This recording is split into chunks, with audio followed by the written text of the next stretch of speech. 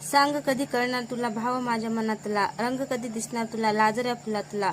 तिचा हा स्वभाव त्याला खूप आवडत असे. तो नकळत तिला बोलून जातो, तू खूप चांगली आहेस, तुझं चांगलंच होईल. पण ती मनातल्या मनात म्हणत असे, माझी चांगली होईल पण जेव्हा तू माझ्या सोबत असशील. कारण ती त्याला दुःखी पाहू शकत नव्हती. त्याला कळलं नव्हतं की ती निष्पाप त्याच्यावर प्रेम करायची. तिच्या मनात एक आशा होती, कधीतरी तो तिचा विचार करेल, कधीतरी त्याला तिच्या भावना समजतील. तिला नेहमी वाटायचं, आज न उद्या त्याला माझं प्रेम कळेल आणि मी माझं प्रेम व्यक्त करेल.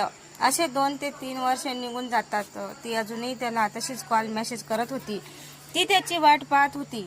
तिच्या मनात कुठेतरी आशा होती की तो पण तिच्यावर प्रेम करेल. गणेशोत्सव चालू होते. 7 दिवसाचे बाप्पा त्यांच्या गावी निघाले होते. ती आनंदात गणपती विसर्जनाला निघाली होती. तिच्या मोबाईलवर सारखे कॉल येत होते. समुद्रावर पोहोचल्यावर परत तिला एक कॉल आला. तिने तो कॉल रिसीव्ह केला आणि ऐकलं, असलं कसलं तुझं आंधळं प्रेम, तू फसलीस, तुला फसवलं. ती पूर्णपणे घाबरली होती. काय झालं?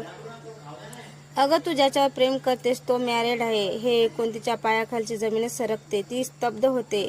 एका आडोशाला होताना तिच्या पायात काच रुतते, पायातून रक्त वाहते आणि हे तिला माहीतच पडलं नाही. ती तशी स्तब्ध होती. तेवढ्या तिचे मित्र आणि आई शोधत येतात. तिच्या पायाला पाहून तिची आई ओरडते, अगं पायात काच गेली आहे आणि तुझं लक्ष कुठे आहे आई? मग पायातून काच काढते, पण तिचं हृदय त्या काचाप्रमाणेच तुटले होतं. तसेच जाऊन ती समुद्राच्या काठी बसते. कोणाला डोळ्यातले अश्रू दिसू नये म्हणून त्या पाण्यात भिजून आपले अश्रू लपवतं. त्या रात्री तिला झोप लागली नाही. दुसऱ्या दिवशी ती त्याला कॉल करते. डोळ्यातले अश्रू घेऊन ती त्याला बोलते, यापुढे मला कोणत्याही प्रकारचा कॉन्टॅक्ट करू नकोस. तो खूप गोंधळून गेला होता. ही अचानक अशी काय बोलली म्हणून. अगं काय झालं? ती खूप काही गोष्टी माझ्यापासून लपवल्या आहेस.